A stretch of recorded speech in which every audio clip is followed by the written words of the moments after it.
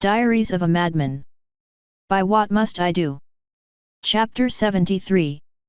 The worst feeling in the world. There was silence in the room for a few long seconds. Finally, he asked, "Did you just start singing?" I shrugged. "It happens. Probably just some leftover magic working its way out of my system." "That song is surprisingly accurate, though. I'm you from the middle of your senior year, with over 4 years of experience sometime in the future." He leaned back, smiling. "If I went to the future in high school, how am I still here?"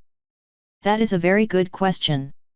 If I had to guess, I'd say the spell that brought me to the future created a duplicate. Which would make us clones." I ruffled my feathers, grimacing as some were caught on the bandages. "I suppose if we're clones. Want to find out if it would be sex or masturbation?" He narrowed his eyes. "I think I'd prefer finding out if it's suicide or murder." He sighed, rubbing at his eyes. "It's been a long few months. I don't think my wife would like me threatening something like you. I know my employers wouldn't. So let's say what you said is true. What's the future like?" "There's one very big problem: there are no humans. Those ponies you captured appear to be the dominant life form, but there are a number of other mythological races. Dragons, griffins, changelings, dog people, cat people, manticores, elementals, and so much more. I've found evidence of humans here and there, but no direct proof. The continents are arranged the same, but much of the land has been changed. Several cities exist that are near duplicates of human versions. Marius, Frankfurt, Canterlot, Barcelona, Catro." I sighed. "I don't know. I came back to tell our family what happened to me, where I went and why I disappeared. I also wanted to see if it was possible to form a short link between the past and the future to bring some colonists back with me. Humanity is dead where I come from, Doctor. And we died too soon. Now that we can both agree on. Let me tell you some of our situation here. Navarone, is it? 2 of us with the same strange and frankly terrible name are too many. Did our parents ever apologize for that? They went to their graves feeling justified." I felt my fists clenching. "Navarone, we are beset by a terrible enemy. I assume you know of Google." I nodded. "This facility was built by them. There is a thing. I would call it a god if we didn't all know better by now. But this thing displays signs of magic, or miracles, or something like that. But it uses its powers for evil. Google started tracking it 20 years ago. 10 years ago, this facility was built in silence and secrecy. 5 years ago, it was populated by survivalists, people who want to go on living when the world goes up in smoke and flame. This powerful entity takes over the positions of the high and mighty and causes chaos wherever it can. As soon as we noticed it, we started tracing historical trends. We were able to follow it down to the age of the gods, Navarone. Tell me, in your future, does this thing exist?" "No, wait. I remembered the images Flo showed me of the great chaotic monster. And then I remembered the name of the old king that Reginald and Chrysalis mentioned." "He does. But he was deposed. Or was he?" I thought back to my times in the garden in Canterlot, looking through the stone garden. I never really paid much attention to the statues there, but one caught my eye several times. And that one was the same one I dreamed about. "But, he's still alive. Somehow. He's been in my dreams, something called Discord. We've never found any name for him, but that one fits. So we failed." "Well, if what you say is true, anyway. Let me see your injured wing." I lowered it for him, holding it across the table. "Be careful with them," I warned. "They're sensitive." "In what way?" he asked as he began unwrapping the bandage. "In the way that you go to jail for molesting me. Then I will definitely be careful." He set the bandage aside and began probing around the area where I was shot. "Remarkable. She was using non-lethal rounds, but it shouldn't have healed so much and so quickly. He let me go and I pulled my wing back over. Are your wings augmented? My entire body is. I held up my left hand. I lost a finger a year ago. Bitten off by something. My genetic code was crossed with that of a tree. My blood is sap. I heal quickly.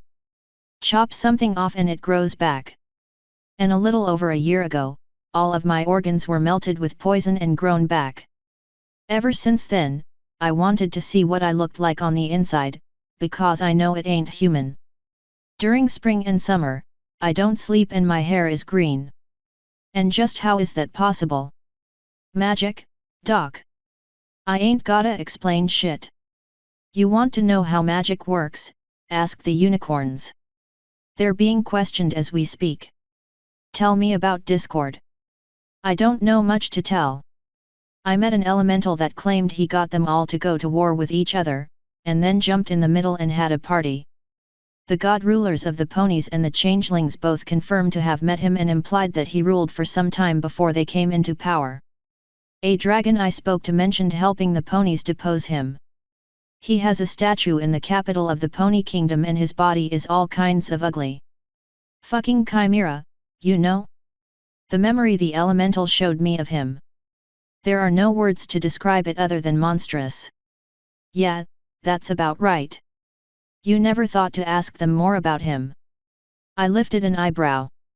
You're asking me if I went out of my way to ask a fucking goddess about her greatest enemy and one of the few things that brings pain to her face at the mere mention. He shrugged. No.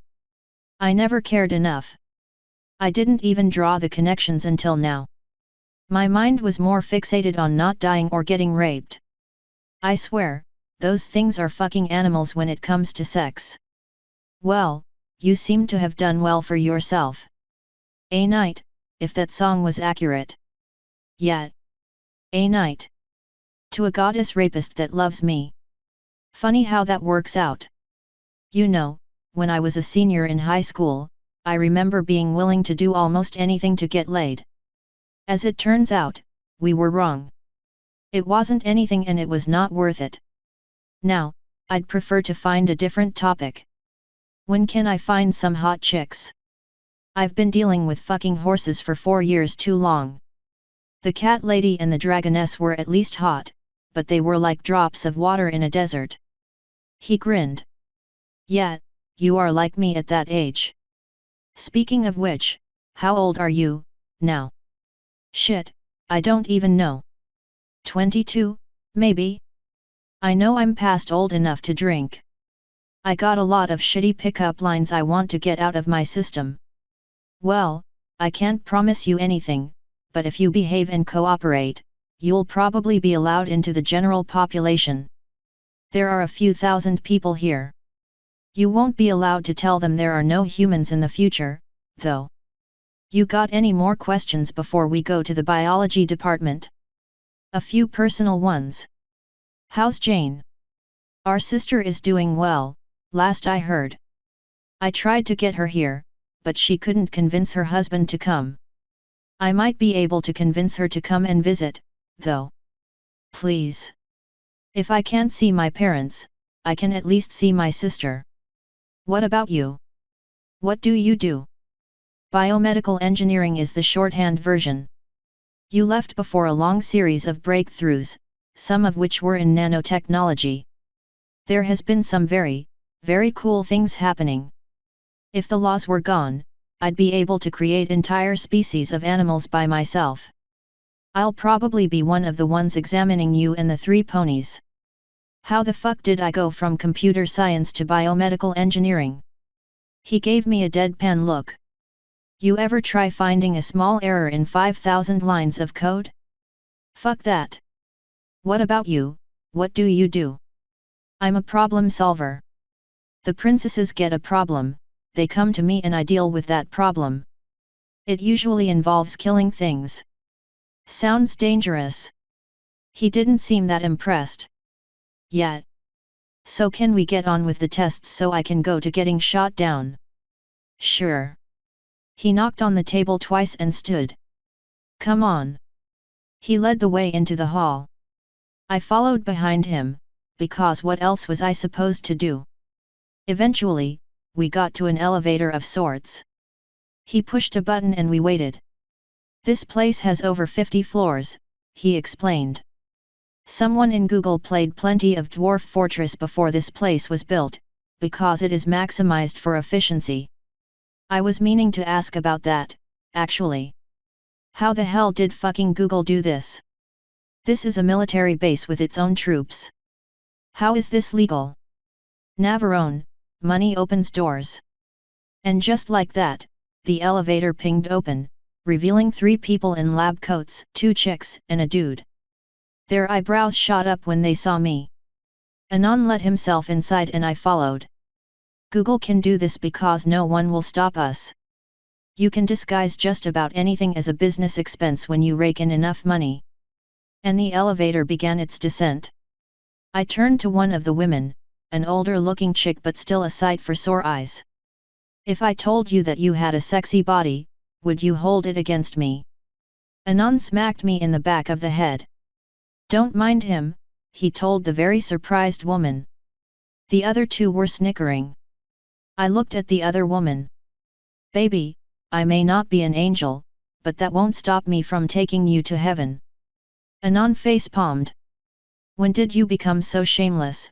He sighed as the 3 of them struggled to hold back laughs. When that night goddess used her freaky powers to give everyone wet dreams about me. Shame goes away quickly when everyone you know has had very accurate dreams of fucking you. I looked to the first woman again. Yes or no, if I were to ask you to have sex with me, would the answer to that be the same as to that of this question? She opened her mouth to respond but stopped. What? I grinned and turned to the other one. Is that a mirror in your pants? Because I could see myself in them. And then to the other, hey, I think I remember you from heaven. Want me to take you home? And to the other, I can't spell fuck without you. She looked confused. That one sounded more like an insult. I shrugged. Sorry. I have one chance to use these and by God I'm going to. I looked back to the other. Nice shoes, wanna fuck? And, for the coup de grace, I looked to the man and grinned. Hey, from the looks of it, we both have bananas in our pockets.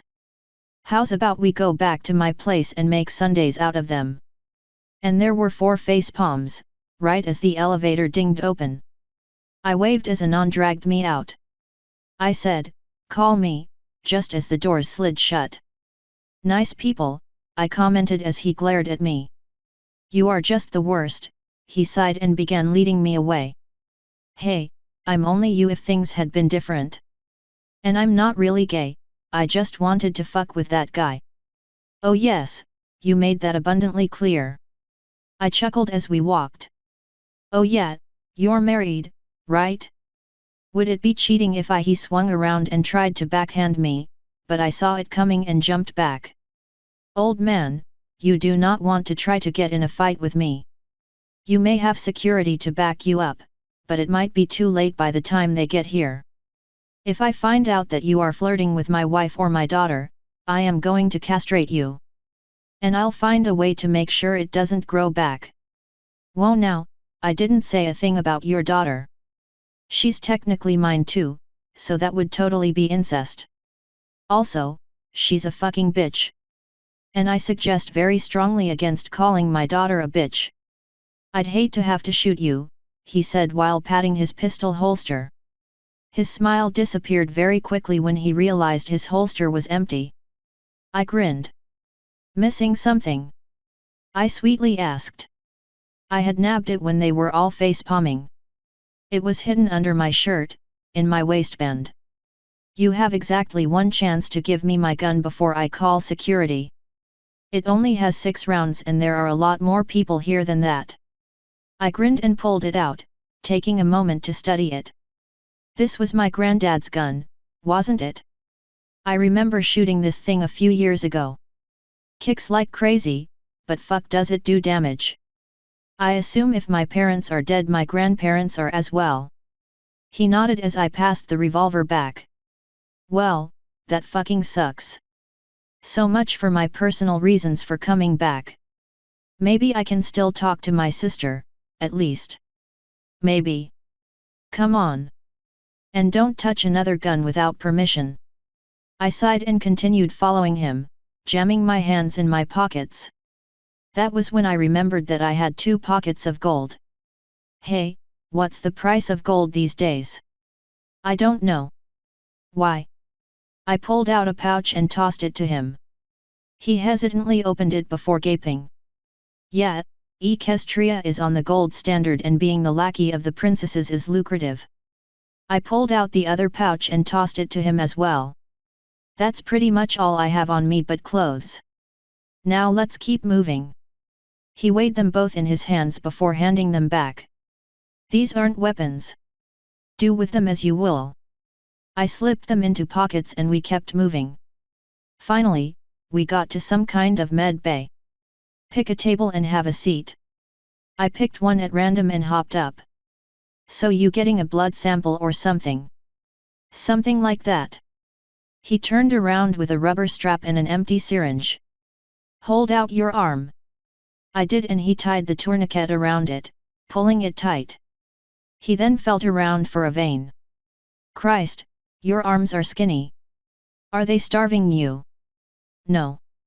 I get most of my energy from the sun. I bet if you took a hair sample, you would find that it has chlorophyll in it. I'll get one before letting you go, then. With no warning, he poked me with the needle. I barely felt a prick as he started to slowly pull blood out of me. Oh. Lee. Fuck. He saw its color at that point, and probably that it wasn't acting like normal blood at all. Well, ain't that something? I told you. That isn't the only surprise I have, either. I can imagine. And I can't wait to find out more. He pulled the needle away from me and put a stopper on the top, blocking the sharp point. I'll send this off to lab with some hair samples. I could also use stool and urine. I shook my head. Nope. Everything's recycled. I reached up and yanked out some hair for him. Best I can do. He took the hair and put it into some small jars. He took a second to write something on them before putting the needle and the jars into a box, opening a little pantry door and sliding them inside. He closed the door and pressed a button. Now, let's take some X-rays. Take off your shirt and lay back on the table. I did so as he walked over to my table and pulled something from the ceiling. It was a long cylinder with a glass pane in the center. Things have gotten a bit more advanced since you left. He pressed a few buttons on the side of the cylinder and I heard a few clicks. There. That should show us all the layers you got going on in there. He pushed the cylinder up. Get dressed and come on over. He walked over to a computer as I stood and put my shirt on. So that's it? I asked. Yep. Let's see. He pressed a few buttons on the keyboard and a series of pictures popped up on the screen. He pressed a number and what looked like organs popped up. Well, those were not human organs. Those weren't even organs. What the blueberry fuck? It's all connected, he whispered, looking it over. Just a mass of tissue. One of his hands went to my neck and I felt fingers where my jugular should be. He lifted his other hand up, one with a watch, and counted down time. 3 heartbeats per minute, he said. Unbelievable. Whatever you are, kid, it ain't human. This is something else. He pressed another number on the keyboard and my bone structure showed up. Similar. Ribs are closer together, forming a plate. He put a hand to my chest and ran it up and down. No way in. That explains why you don't look that unhealthy, I suppose. What the fuck happened to do this? I told you, my genetic code was mixed with that of a tree after I got burned so badly I almost died. I was on death's bed, so the princesses gave me a tree's life essence to bring me back. For a while, I was still mostly human, but then I got a poison that was so bad it melted my insides. With a mix of magic and biology, I was able to recover. I have a fuckton of stamina, my nerve endings are deadened, and everything is recycled. And your eyes? Or the wings? Different modifications. The wings were the result of a sphere of chaos spell that turned me into a Pegasus. When I got turned back, the wings stayed for some stupid fucking reason. The eyes were my gift of knighthood. It has been an interesting 4 years. I'll say. He checked his watch again. It's about nightfall. I'll square away some rooms for you and your pony friends. There are cameras in your rooms. If you leave without permission, bad things happen. You may be given more freedom later, but for now, the most trust we'll give you is leaving you relatively alone. There's a computer in each room that has a connection to the internal network of the bunker system, so feel free to browse that if you like. You should find every song written in the past 500 years on there, as well as a number of games. But I suggest sleeping, because you're going to have a long and busy few days soon. Alright. And dude, tell your daughter I'm sorry for stabbing her. I will, if I see her. He pressed a few buttons on the computer and a security guy walked in. Take Navarone to the high-class confinement chambers. He and his friends will have permission to go between rooms, but if they leave their hall, they are to be tracked down immediately. Yes sir. You, follow me. I shrugged and fell into step behind him. As I did, I realized that Anon didn't even put a fucking bandage on my arm where he took blood. I looked down at it and saw a pinprick of amber keeping any more blood from flowing out. So what's the future like? I asked as we walked. Future. Yet. Like, now. What's it like? I don't understand. What do you mean? Shit. How old are you? 20. I sighed. Then I guess you're too young to answer the question. I got pulled out of this world 35 years ago. I was wondering what it was like. Well, for the most part, it's nice. But there are hints of trouble, which is why we're here in this bunker. Someone obviously believed it was severe enough. Or Google finally turned evil and wanted to control a few thousand people. So what's it like working for Google? I asked. He shrugged. I don't really know. I work for a private security firm hired out by Google. This place is admittedly very nice, and some of the equipment we get is top-notch stuff that not even the military gets. It's not like I really do that much. I heard a military team was sent out today, but that doesn't happen often. I assume you are what they were sent to fetch. Me and some friends, yes. I imagine the news will get out soon about us. I'm going to start wearing a fucking coat over these wings. Maybe then I can get laid. He turned to look back at me. You're joking, right? I bet you can get all kinds of tail with them things. More, if you don't mind taking it from behind. Which I do mind. Maybe I'll have some luck later. He turned back.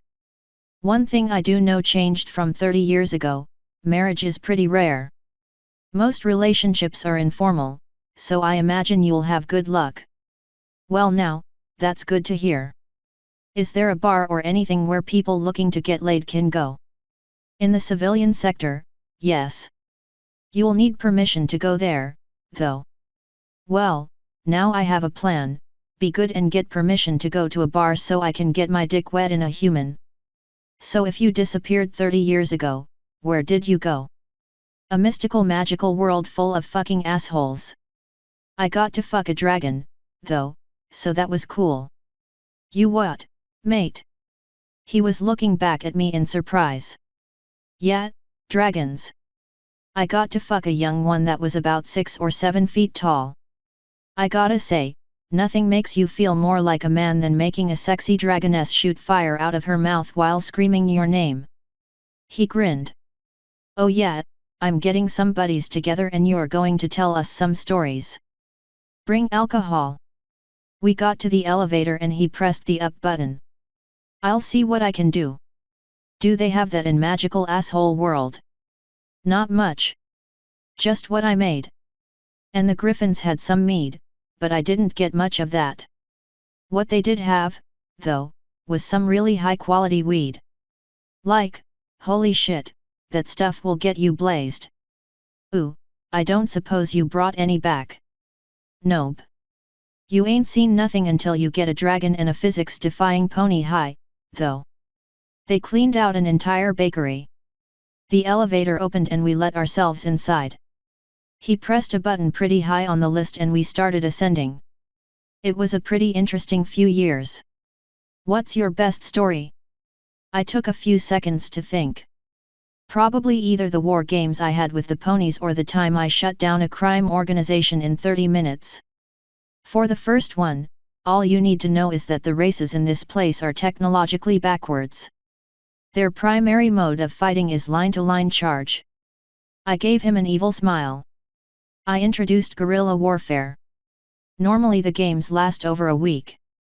I finished them in 3 days with 20 casualties. The enemy surrendered with less than 100 troops left. Well now, that don't hardly seem fair. All's fair in war. Not in love, though, and don't ever let anyone tell you otherwise. Last time I thought that, I got stabbed in the chest with a fucking horn. The elevator pinged and the door opened. You got what? He asked as he led the way out. Stabbed in the chest. There are magic using unicorns in that world. One that was sadistic and apparently got off to torture fell in love with me. I didn't realize that. Bad things happened. Yeah, I can imagine. So, magic. Yep. They can and will use it to throw your ass around, too. Yeah, I'm glad to be back. I think I understand. He stopped next to a door and knocked on it. When there was no answer, he pushed it open. This is where you'll be staying. I don't know much about the arrangements the doc'll be making, but you'll be restricted to this room and 3 around it, 1 for each of your friends. I imagine you'll get more freedom later. And every one of these rooms is monitored, as well as the hall. Security can be here in less than a minute. Any questions? When will the others get here? He shrugged. When and where can I eat? Food can be brought here or you can go to the dining hall. You can find a map on the computers, but I imagine you'll be escorted wherever you want to go until you earn some trust. Awesome. What's your name? Aaron. I held out my hand. Navarone. He shook it. I'm going to bed. Thanks for showing me here. You got it. Talk to you later. He walked back to the elevator and I stepped inside my new chamber, closing the door behind me. It was bare. A bed, a desk with a very strange-looking computer, a dresser, and a door that led further in. I checked out the door and found a bathroom. I poked around in the dresser and found a bunch of girl clothes. What? I just shook my head and closed the panty drawer before walking over to the desk and sitting in their chair. I went through the drawers and found a roll of mints and an old-fashioned tape recorder with no tapes. Why would this even be in here? I dropped it back in and pressed what I was hoping was the power button on the computer. The screen immediately loaded. Google OS v.3.7 popped up. Fucking really? After about 2 seconds, the entire thing was loaded and ready to go. Well, can't fault it for being slow. I pulled out the keyboard attachment to find a standard keyboard and mouse. I was hoping for something more advanced, but why fix what ain't broke? I checked the system tray for anything and saw a few monitoring programs that I knew I couldn't disable. I also saw something disgusting, touch screen. I turned that shit off immediately. And then I double-clicked on the icon for Google Chrome. Access denied. Well, fuck you too. I hit cancel and went to the start bar equivalent. A list of files popped up. I clicked on the one that said games. That gave me a list of genres. I felt a smile forming on my face before I shook my head. I didn't travel several million years in the past to play Stalker. I went back to the start list and looked through it before yawning. Fucking winter. I shut the computer down, kicked off my shoes, locked the door, and fell into bed. I quickly realized I had a pouch of gold in both pockets and threw them onto the floor before sleep claimed me. I woke up feeling off. I was used to having Flo bringing me to the glade when I slept. I didn't have any dreams at all, this time. And then Dash pushed me off my bed. Wake up! I jerked up. Christ! What the fuck do you want, woman? About time, Nav. I've only been trying to wake you up for 5 minutes. Unless it's a fucking emergency, don't ever wake me up. My body requires sleep during winter and I have no choice about getting it. Now what do you need? Do you really need to ask that? What the buck is going on? Where are we? How the fuck should I know? I'm a prisoner just as much as you are. Where's Fancy and Rarity? I don't know, dude. I just woke up a few minutes ago with a killer headache. There was a group of humans in some strange armor standing outside my door. They warned me that going anywhere that wasn't your room would be a bad idea. I say we break out of here and find Rarity and Fancy and then make our escape. No.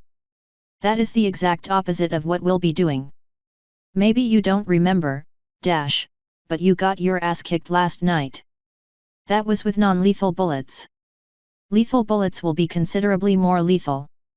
And in case you weren't aware, there are cameras in this room that are watching us and recording what we say. As soon as we make a run for it, security will be all over us. We aren't going anywhere. Then what do? We can't just sit here and let them do whatever they want to us. There ain't nothing else we can do. I walked over to the computer and turned it on. You have movie theaters in Equestria, right? PSH, yeah. But what does that have to do with anything? I sat down and opened up the movie folder. From there I went to the action folder and did a search for Indiana Jones. You're gonna fucking love this shit. I opened the first movie up, turned up the volume, full screened it, and sat on the bed. We can't do shit, Dash. Just sit down and watch the movie. Nav, this feels wrong. What if they're being hurt? Then there's nothing we can do about it. Sit. I patted the spot next to me. She bit her lip and looked at the door before sighing and hopping on the bed. All right. You remember Daring Do? Yeah, this is the original version of that. Original? PSH, Daring Do came before whatever this is. Dash, we just went several million years in the past. Trust me, this came first. Now shut up and watch the movie. She rolled her eyes and did. 20 minutes later, she was fucking hooked. She didn't even look up when my door opened. I did, though. 2 armed guards stood there. Navarone, you need to come with us, one of them said. You're going to be gone for a while, I imagine. I sighed and walked to the computer, pausing the movie. Hey. I added the other 2, not the shitty 4th one, to the playlist before starting it again. Then I followed the guards out. So, what's on today's agenda? I asked as they led me down the hall. No clue, one answered. No one tells the grunts anything. All I know is that we're going to an interview room. Interview or interrogate? I asked. Interview. Depending on some answers, it might turn into an interrogation room. I just can't win, can I? The guy that was behind me grabbed the tip of my wing and jerked it. Looks like you already did, if you ended up with these. I quickly determined that this was not, in fact, a guy. I grinned and bopped her with a wing. Keep playing with them if you want. I knew what skilled hands could do to someone with wings. I always did like birds, she said, putting both hands on one of them. I felt her fingers tweaking at my feathers and running through them ever so gently. I definitely didn't want her to stop, but she let it go when we got to the elevator. I just sighed as we began to sink into the depths. So what's flying like? The guy asked me. It was awesome the first few times I did it, I answered. And every time you can get into a good dive, it's just amazing. One time I was able to jump off the side of a castle built into a mountain and fell for about half a mile before pulling out of it. Now that was an excellent flight. I don't think they'll work while I'm here, though. The girl's hand went back to my wing.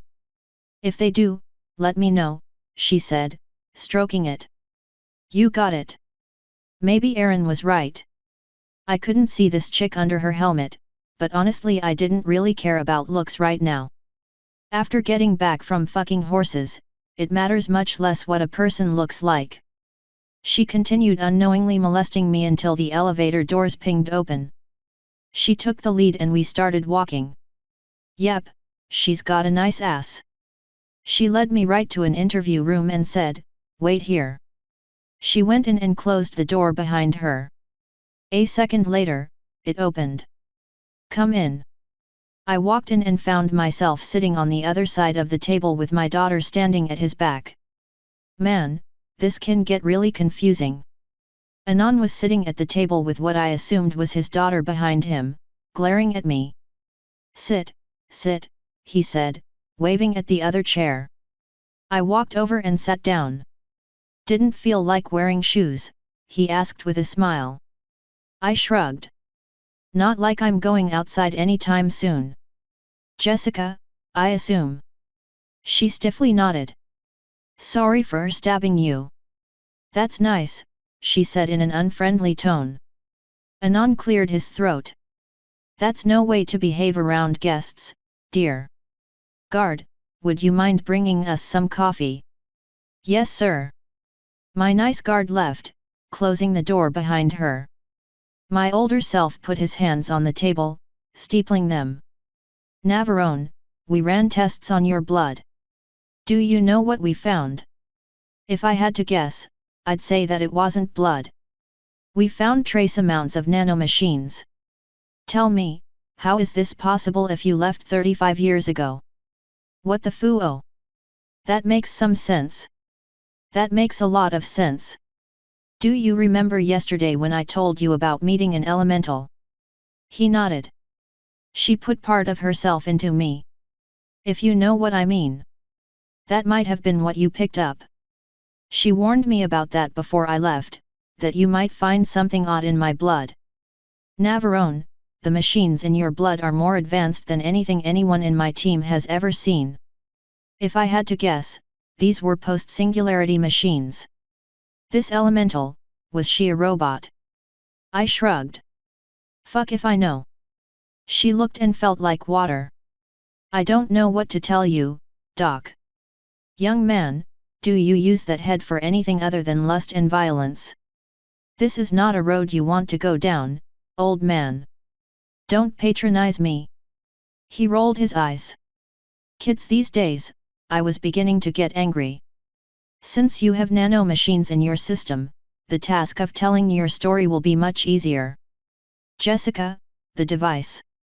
She put something on the table and slid it at me. Put this next to your ear and press the button. I picked up the cylinder and ran it through my fingers, examining it. What is this? I asked. Anand answered, it's a memory module. It sends a message to the nanomachines in your body and requests certain information. This one is set up to take memories from up to 5 years. I put it up to my ear and pressed the button. A few seconds later, I felt something strange happening in that ear, but I didn't move. When the machine beeped, the strange sensation went away and I put the device back down on the table. Now what? I asked. The guard stepped in with a few mugs and a pot of coffee. She set them down on the table. Anything else, sir? She asked. See to it that the memory module gets to the CS department, he said. They'll know what to do with it. She nodded and left, letting the door close again. Anand reached over and began pouring coffee. Tell me about the world you come from, Navarone. Dude, this is the world I come from. He rolled his eyes and I grinned. The atmosphere is different, but I don't know if it's lethal for a human. Everything speaks the same language somehow. Before we left, we got spells put on us to make sure we could speak whatever language was here and that we wouldn't die from the different atmosphere. The ponies are ruled over by two goddess princesses that claim to be able to move the sun and moon. This is the weird part, they actually can move the planet. The two of them are, for the most part, benevolent tyrants, and they demand and accept no worship, only love and respect. While they plot to keep every other nation weak and friendless, of course. The Griffins are working to form a parliamentary government out of a kingdom, inspired by me. I haven't been to the dog country yet, but I've heard they have a business-oriented nation and are ruled by a CEO. The changelings are ruled by an immortal queen, like the ponies. They're weak and live mostly in squalor, but Christ can they do damage if you get them riled. The cats have a standard dictator-style kingdom. I helped lead a slave revolt there that installed a friendly general as the new king. And the elementals, he asked, having poured coffee for himself and his daughter. Not a power at all. Those few that survived Discord's war are either trapped or in hiding, but not for much longer. The dragons and Naga are non-issues, as neither really have much care for politics. The dragons do have a country, but I haven't been to it. Mostly, they're nomadic and solitary. The Naga are split into clans all over the place and act as mercenaries for whoever has the coin to pay them. You said not for much longer. What's going on with the elementals? I grinned widely. I found one that was trapped. She can lead me to others, who can in turn lead me to others. If I can get all of the water elementals out, they can lead me to the fire and earth elementals. And once I free them all, I'll probably have the most powerful force of nature on my side that their world has seen in millennia. So if we could send our people anywhere, where would you suggest us to go? I leaned back and closed my eyes, thinking. That depends, I finally said. Which would be higher priority? Being independent or rebuilding the population? If you stayed with the ponies, you would be very well treated slaves for Celestia probably. I imagine that would be her price for letting the humans live in her lands. And when she takes an oath of fealty, she uses magic to ensure that oath is fulfilled. However, Equestria is the most industrious nation and would allow you to get on your feet faster. They're also working on building electricity after I told them about it. But if you went to the Griffins, I can almost guarantee you independence and full citizenship. But most of them live in fucking trees, giant roosts. What if we wanted to strike out on our own? Rebuild from scratch? Don't. I don't have the entire world explored yet, but from what I've seen, the only unpopulated places are like that for a reason.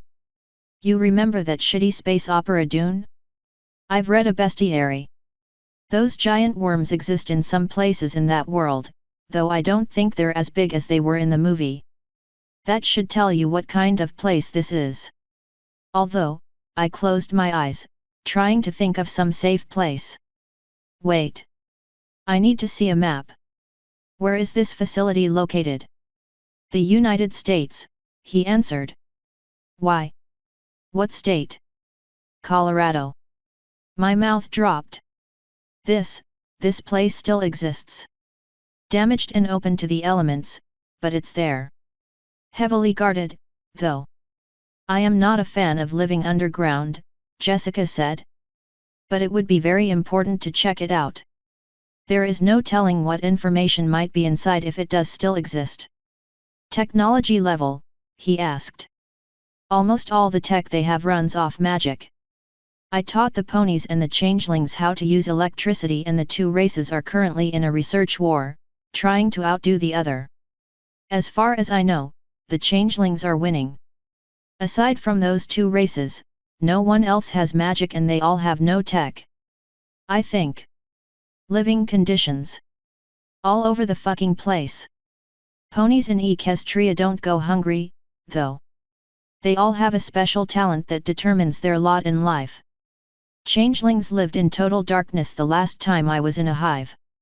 They had a few electrical lights, but the rest of their caves are dark. Before the treaty, they were mostly starving, but I came up with a solution that got them all fed, so they're much better off.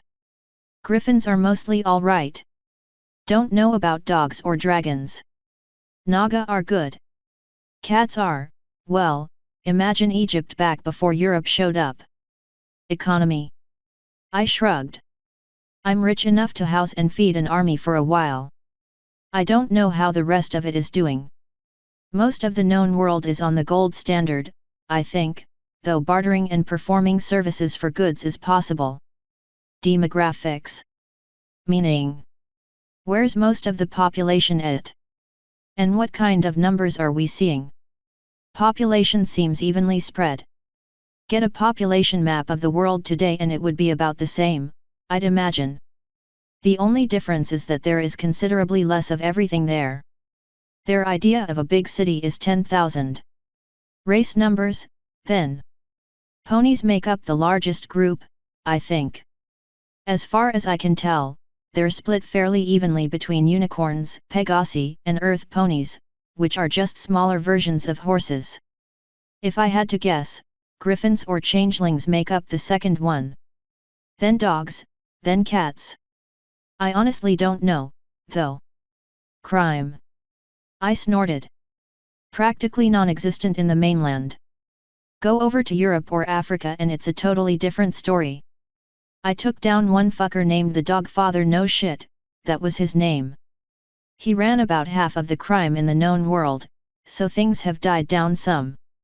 Given that two of the consequences for breaking the law are becoming a food source for the changelings and going to a real living hell, most people are apt to stay legal. A living hell. You are going to crack up at this. Celestia built a place called Tartarus, linked up a few portals to it, and made it a maximum security prison. Here's the kicker, she used the entire island of Australia to do it. They both smirked at that. If we wanted to get accepted quickly, what would we bring? Technology. Ways of generating electricity. And for the love of God, bring weapons. Outside of major population zones, this world is feral. Giant ants, cockatrices, manticores, wolves made of wood. This world is not a vacation zone. Also, bring exotic foods and ways to plant them, because they sure as hell don't have coffee. Though looking at Pinky, that might be a good thing. Do you think we can do a good business trading weapons? Yes. But you absolutely shouldn't. If we get people there, humanity is going to be a very small fraction of the population, I imagine just a few hundred or thousand. You'll need all the advantages you can get. Most of the ponies are friendly and would probably happily welcome more humans with my reputation. But not everyone would. And what of you, Navarone? If humans came into this world, what would you do? Same as always. Little would change for me, I imagine. I'm not human and I imagine I can't breed with any humans, though trust me, that won't stop me from trying. I'd have no responsibilities to the race past giving you a second chance. You say you have a reputation.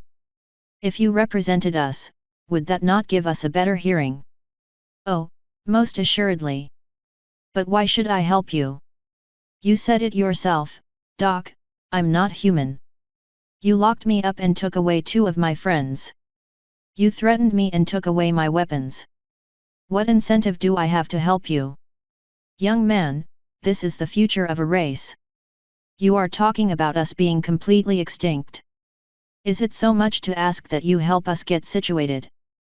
I am offering you a second chance at life. Is it a crime that I don't go the whole 9 yards and deliver you the good life on a silver platter? I built what I have now in 4 years of slavery, doing the bidding of a princess that threatened to throw my ass in jail and lose the key. If you don't like it, as far as I'm concerned, you're welcome to stay in the past and fucking die. He narrowed his eyes. Let's make it worth your while, then. What do you want? For 1, freedom. I won't hurt anyone here. 2, when I leave, I want weapons and gear. I'm tired of using a crossbow and a sword. I'll also want a solar-powered laptop with as much information as you can get on it. And finally, I want it known that I can't promise anything. I do not know how I will return home. For all I know, one day I'll just disappear and be millions of years in the future. If that is the case, I will try to get back here and get a stable portal or something. I absolutely love having a good poker face. I will see what I can do, he said, leaning back. And he bought it. I'm just a scientist, though. I can't make any promises either. I shrugged. Good enough for now. Oh, and if you're torturing Rarity and Fancy Pants, I suggest you stop. Celestia would not be pleased to know you're hurting her subjects. We aren't hurting them, he said. We're just trying to study their magic, though it's not working well. We would be studying your blue friend, if she had any kind of useful magic. The 2 unicorns will be released before the day is out, I believe. Well, you can keep Rarity if you want. Fancy Pants is cool, though. I want to go bar hopping with that guy and get him trashed on cheap booze. You will not be getting anything that has the potential for magic drunk, even if they haven't shown that they can actually do any. I don't care if they can't currently do anything, I will not risk it. Bah, you old guys are no fun. It can wait, I guess. So what now? Now we process your memories. You'll be confined to your quarters in that area until we do. Now when you say process, what exactly does that mean? We go through them. Since it'll be over such a long period, we'll have a large group of processors running through it all to weed out the important parts. Then a few people will watch through them and make sure you aren't completely dangerous. I did not sign on for that. I was tempted to reach across the table and smack a bitch, but I figured that would end poorly. Jessica was looking at me like she just wanted an excuse to fly off the handle. So instead I grinned. Make sure there's no one underage watching them. They'll see quite a few things they probably shouldn't. Our staff is full of professionals, he answered. Jessica, show Navarone back to his room, please. Must I, father? She sadly asked. Yes. And please, try to get along. I do not want the head of security butting heads with a mostly innocent guest. If it makes you feel any better, he is honestly rather similar to me when I was his age. It doesn't, she answered. You, come. I shrugged and followed her out of the room. I had a number of questions I wanted to ask her, but I figured I would be a lot safer by not saying a word. To that end, we got all the way back to my room in silence. I let myself back in without a word being passed between us. Dash was still chilling on my bed, doing her best to pop her eyes out of her head to attach them to the screen. I was about to take a shower when I realized that I didn't have any clothes.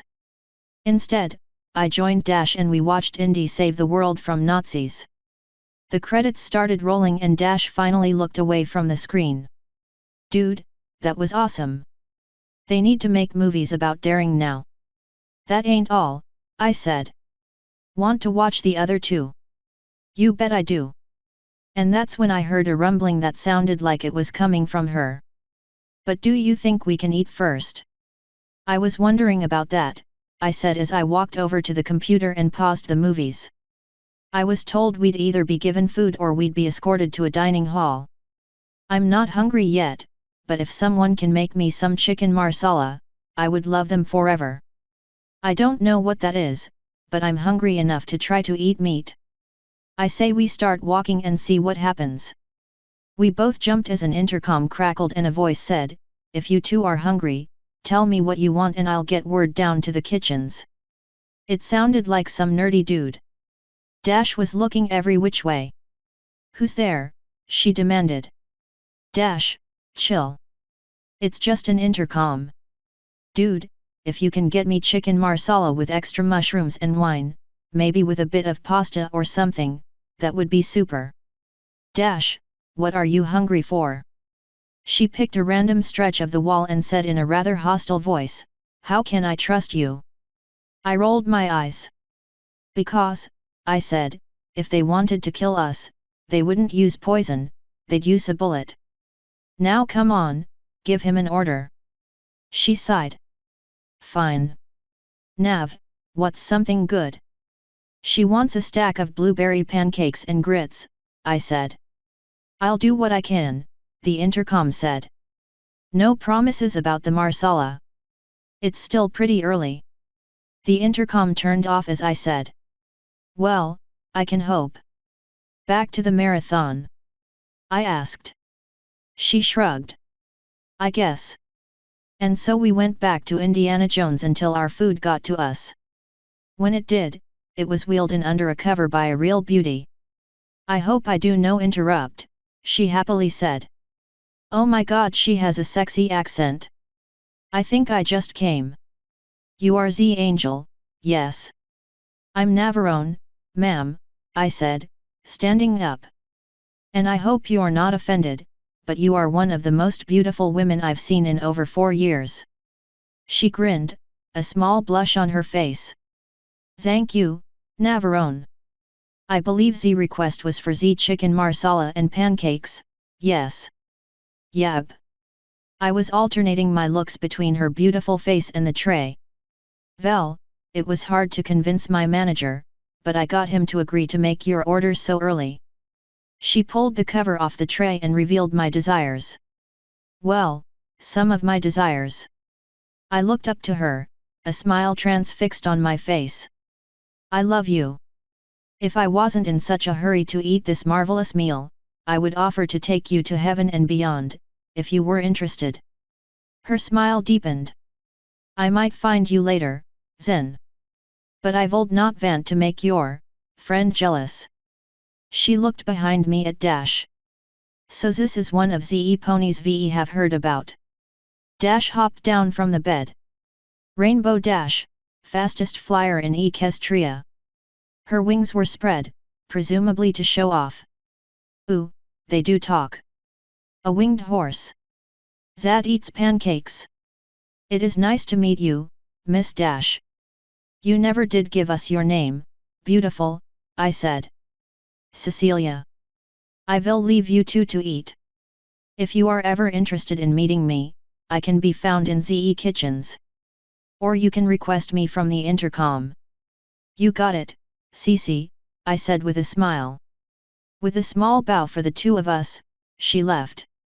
I got a nice view of her ass as she walked out, too. I looked over at Dash, who was giving me a deadpan stare. Really, dude, she sighed. Hey, I have exactly one shot to get laid by a human chick. If this spell wears off before I can get laid, I will be so fucking pissed. The least you can do is be a good wingmare for me, Dash. Hey, it's my only chance to get laid by a real human mare too. I've heard stories about those hands of yours, and I'd love to try them out. I slowly smirked as she realized what she had said and a blush grew on her face. You know what I mean. Let's just eat. You got it, Dashy. I know I wouldn't mind, I looked at a certain part of her. Eating. You're terrible. My smirk turned into a grin and I grabbed her bowl of grits and her pancakes and set them on the bed for her. You better not make a mess, I warned as I grabbed my plate. If you ruin my sheets, we can swap rooms. Thankfully, I was provided with a fork and knife. There was also a nice bottle of wine to go with it, presumably because I asked for extra wine. I took it as well and sat back on the bed. We might be prisoners, but at least we're well-treated prisoners, I said, eating some of the bitchin' fettuccine I got. Nav, this movie is really violent. Oh yeah, Temple of Doom is pretty fucked up. None of it's real. If it's a problem, though, I can find something else. Treasure Planet might be right up your alley. No. I can handle it. You better not throw up when he rips out a heart. Well gee Nav, thanks for ruining it. I rolled my eyes and went back to eating. When that movie finished, I was starting to get a little worried. Rarity and Fancy should have been back by then. I decided to give it the length of the third movie before asking the intercom guy. With the final movie in the trilogy was finished and there was still no sign of them, I decided to ask, Yo intercom guy, you there? A few seconds later it crackled to life. Yeah. What do you need? Where are the two unicorns? No clue. I'll look around, see if I can't find them. Give me a minute. The intercom died as Dash and I shared a look. She said, "Dude, what if they're being hurt?" "If they're hurt, humanity is dead," I answered. "Well, that's ominous," she muttered, lying down on the bed. The intercom kicked back on and said, "Looks like they're on the way back, but I can't tell for sure. They're definitely being moved." "I got a question for you, Wing Dude, how did you get Cecilia so easily? I've been going after her for months." "Dude, I'm a massive whore. You just gotta know the right words and have the right body language." Whoever was there just sighed as the intercom cut off. I turned back to find Dash poking the computer screen with a hoof. "How does this thing work, anyway?" she asked. "Fuck if I know. Stop poking it.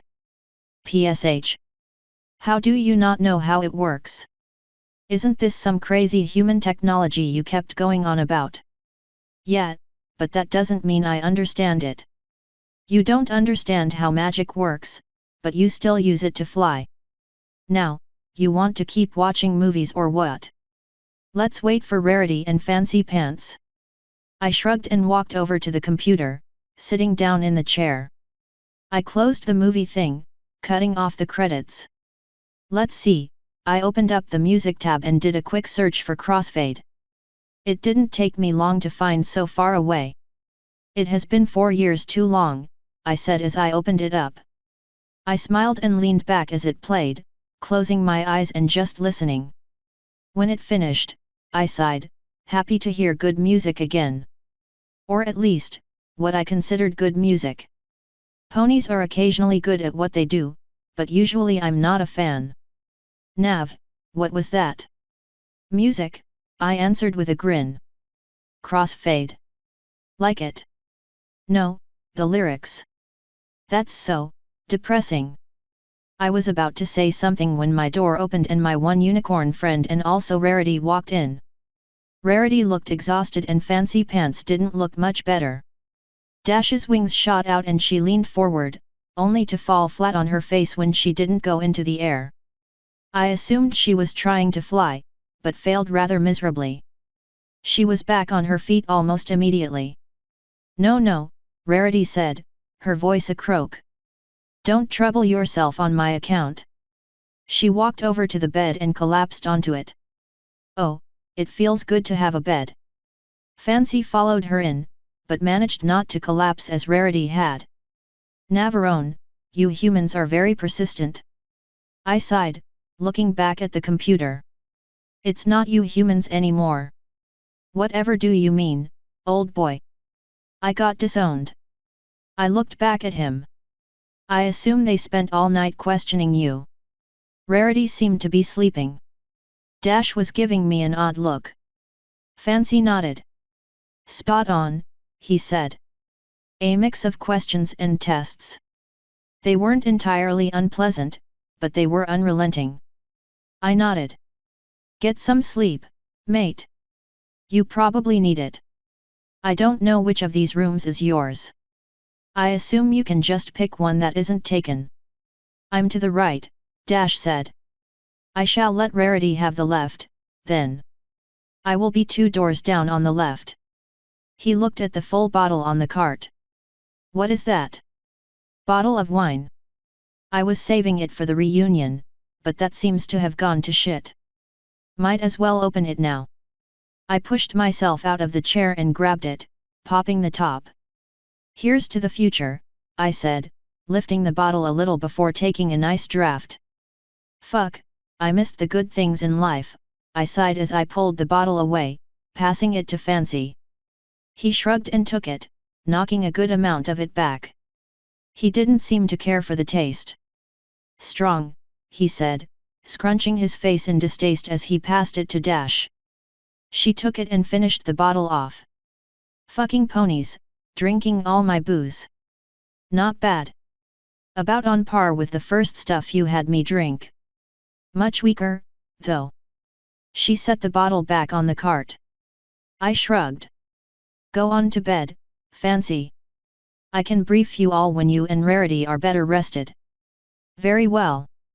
I will see the three of you later, then. Told you they'd be fine, I said as he walked out, the door closing behind him. I turned back to the computer before I was grabbed from behind. I'm more worried about you, Nav, Dash said. What's wrong? I shrugged her off and sat down, spinning around to face her. Dash, we're being treated much better than I expected we would be. Don't get me wrong, I'm fucking livid that we got caught and that the three of you came with me. But all things considered, it's going much better than expected.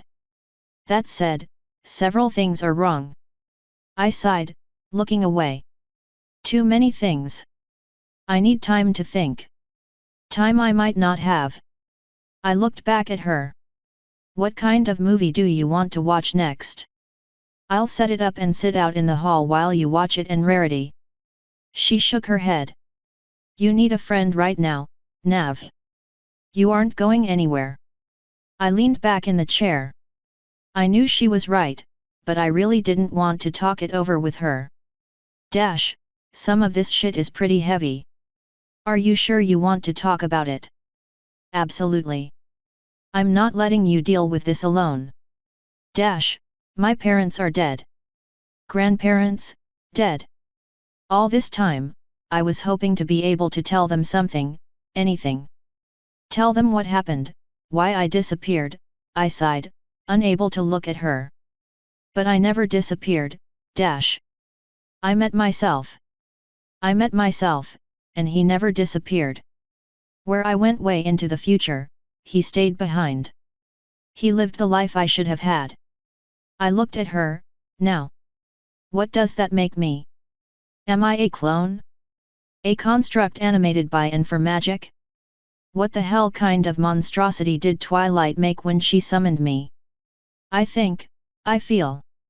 I know I'm real. But I know the other me is real, too. And I know he's the one that should exist, not me. I'm a mistake. A fluke, torn from time and thrown into a land where I don't belong. By the time I was able to return home, I found I was too marred and disfigured for humanity. I shook my head. I'm not one of them anymore, not physically and probably not mentally. So I'm no longer Anonymous the Human. I'm Navarone the Forsaken. And that is just the beginning of my problems, Dash. We come from the future, you realize that, right? Where are the humans? What killed them? How far in the future do we come from? And the most important question of all, are they worth saving? If it's possible to save them, the entire weight of the human race is on my shoulders. If they're possible to save, should we? If we should, how? If we do, how do we keep them alive? I sighed, rubbing at my eyes with my palms. I don't know what to do. I don't know what I am. Too much hit me in too little time. I looked down with I felt a hoof on my knee. Nav, you may not be a pony, but you know you're one of us. You're not forsaken.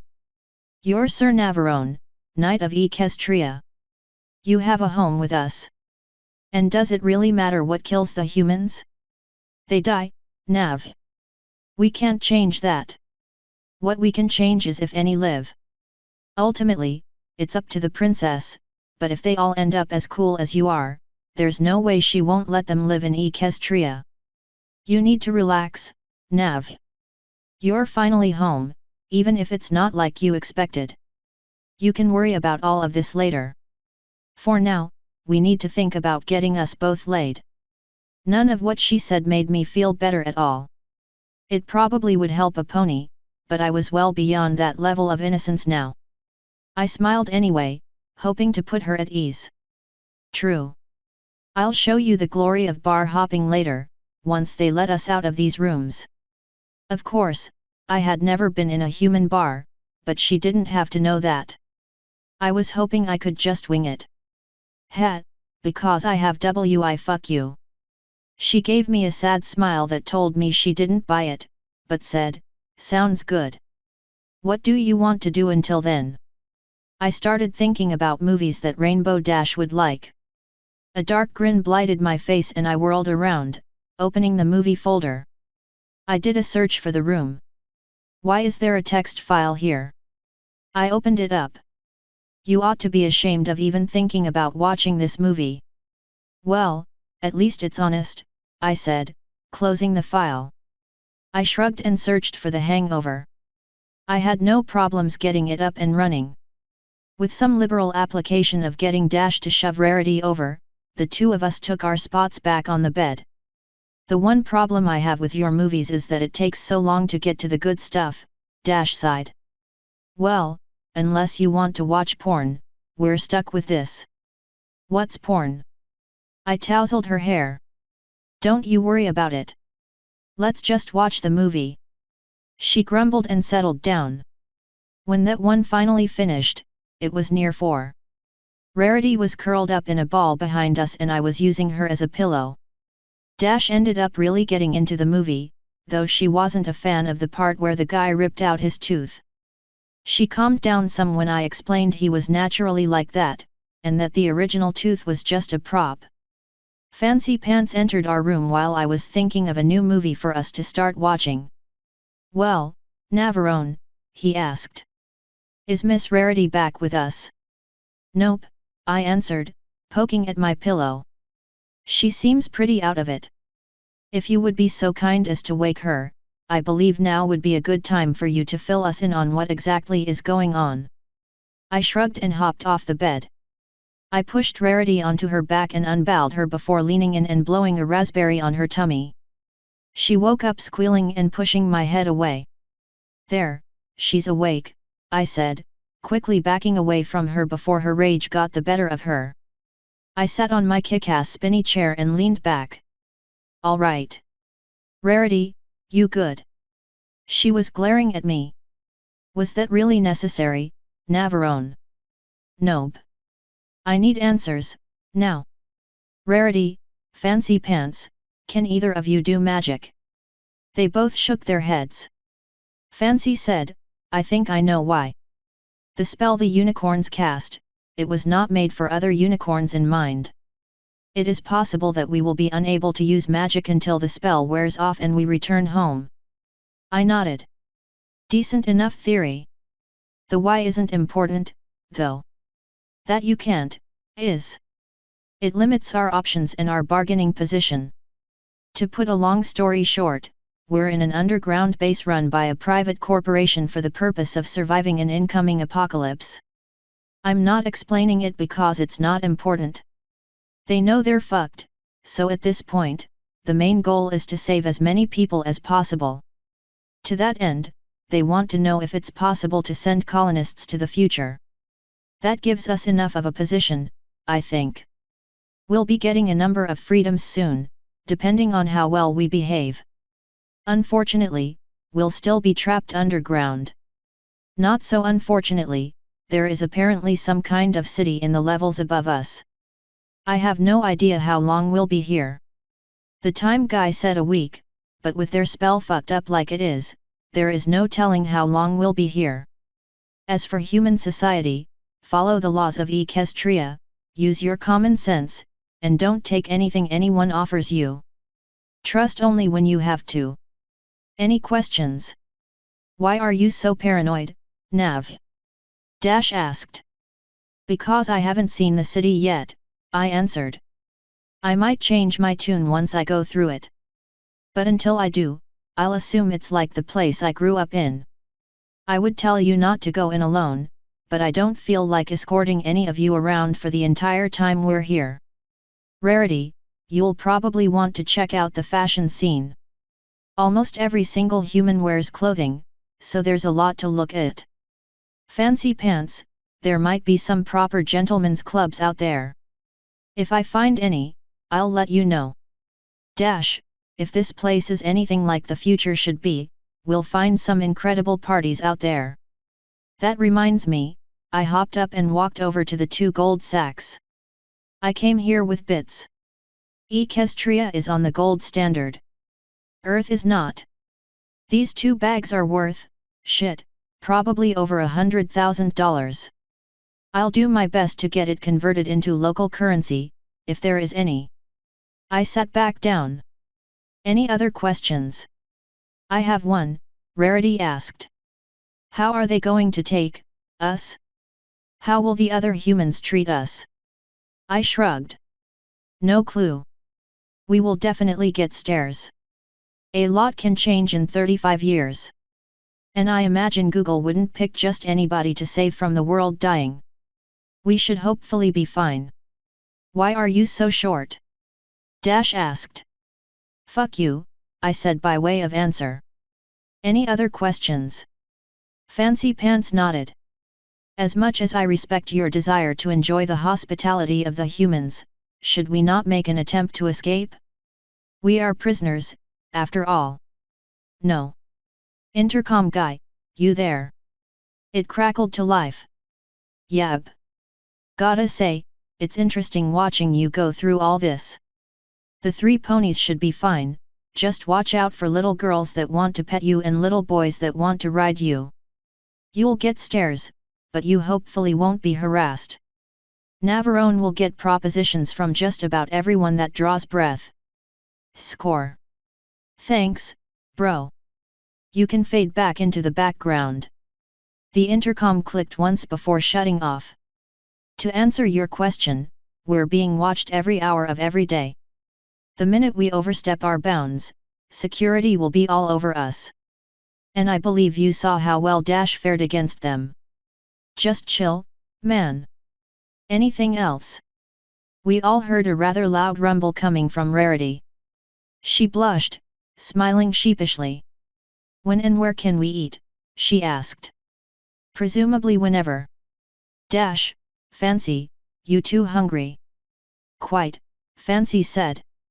I haven't eaten since well before we left Equestria. Dash shrugged. I could eat.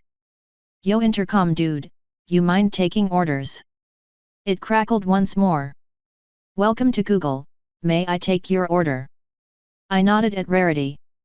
She asked for something overly difficult. Fancy Pants and Dash were much simpler with their orders, thankfully. When they finished, I said, that's it, dude. 2 more questions, if you got the time. First, what's your name? Ryan. Navarone, nice to meet you. Second, can you lock these doors remotely? Yep. If you don't need anything else, I'll get these orders sent to the kitchen. I shook my head. Nothing. Peace, brother. The intercom shut off. All right, movie time. Give me genres. Rarity said romance, Dash said action, Fancy shrugged.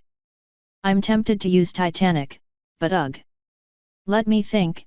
After a few moments, a perfect idea came to me. I spun around and did a search for the Zorro movies.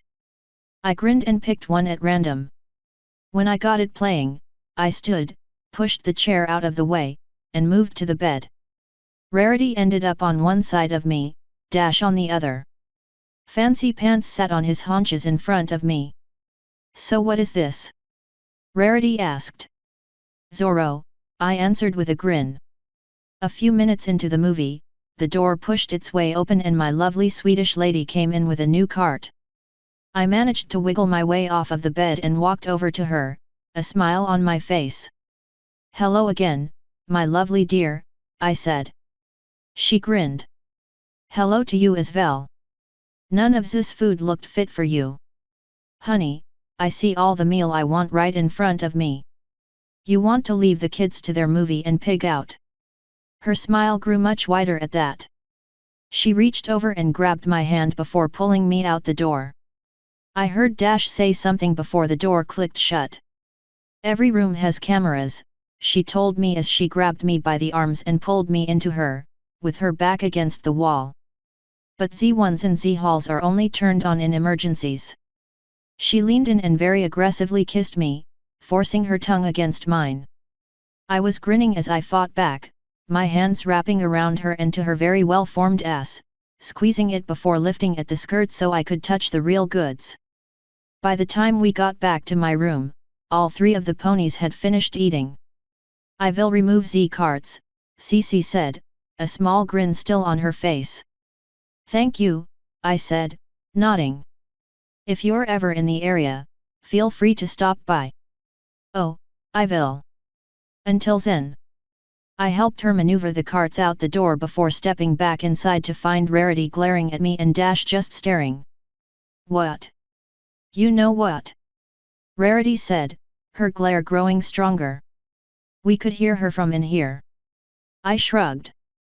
That's what you get for running at the group of unicorns that were performing one of the most complicated spells the world has ever seen. The three of you aren't supposed to be here and I will not let you ruin a good thing. Fancy nodded. I for one understand. I may not approve of the location in the hall, for Celestia's sake, but given that this might be your only chance, live while you can. Stallions. Rarity growled. Fancy pants, you're supposed to be a gentleman. He rolled his eyes. Rarity, my wife is a whore. Trust me when I say that Navarone is not the only one here that hopes for a good time. All three of us gave him very different looks for that. Mine was a knowing grin. Rarity's was shock, confusion, and possibly horror. Dash was mostly confused. Looks like everyone's getting laid, I said with a grin. Well, everyone but one certain stuck-up mare. You and Dash might have some problems, but I'll take you two out one night and see where things take us. Who knows? Maybe we'll either find some horse fuckers or find some really open-minded chicks. Fancy Pants snorted. Navarone, a gentleman doesn't just lay with some pony and drop them. Fancy Pants, you don't have to be a gentleman here. The only one that cares is Rarity. You know Dash and I won't say anything. I would know, and that is enough, he answered. We are ahead of ourselves, though. We need to get out of this hall, first. You leave that to me, I said. If it's possible, I'll find a way. Rarity sniffed and stepped off the bed. If the three of you want to discuss debauchery, then I will leave you to it. I want nothing to do with it. She smartly trotted off, slamming the door behind her. Good, she's gone, I said. Who wants to watch the real movies? Dash sighed. Should we really just let her storm off like that? She asked. We're alone, Nav. It's just us four. I know, I know. I just want to give her some time to cool off. Let's see.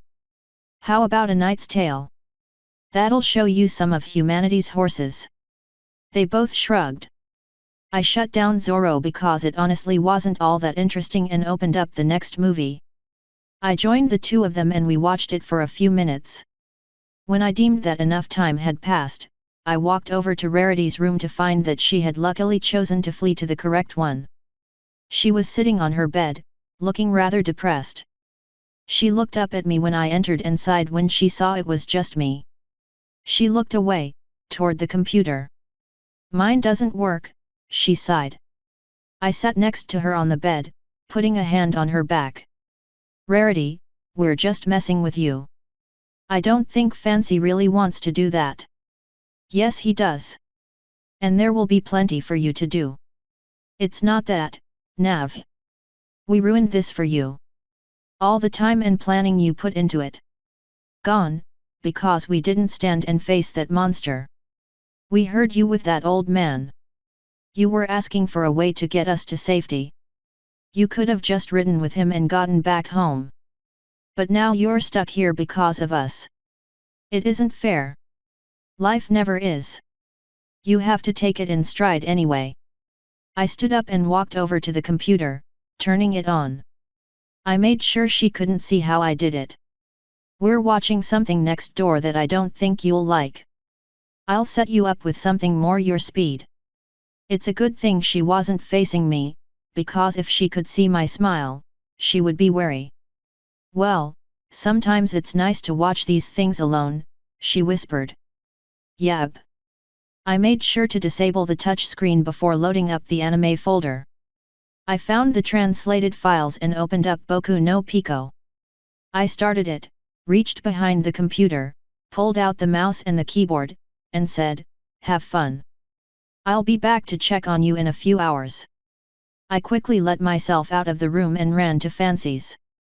I opened the door and said, "Ryan, lock Rarity's room." The intercom crackled a second later. "Done. Navarone, you're evil. And awesome. Thank you." I left Fancy's room and walked over to mine. I let myself in and walked to the bed. "She's fine," I said. "Just tired and cranky." I set her up with a good movie and told her to sleep after it. "Well, that's good," Dash said. "This movie's pretty cool. And those ponies are huge." Fancy grinned. "Horses, my dear. We are ponies. Those are horses." "Hey, we have ponies too," I said. "All kinds of them. None are sentient, though." The rest of the night passed in a whirl of movies and whatnot. When the two of them finally left, I was pretty beat. I was about to turn in when the intercom crackled. "Hey Nav, don't forget Rarity," Ryan said. "Shit. I don't suppose you can turn off her computer remotely." "Dude, I don't think she wants me to." Well, after the first hour or two she really got into it." "What?" "I've seen some pretty strange things, running this security system. This was the first time I've ever seen a horse masturbate." "Nope." I turned my lights off and fell into bed, not wanting to deal with going next door. Sleep came easily.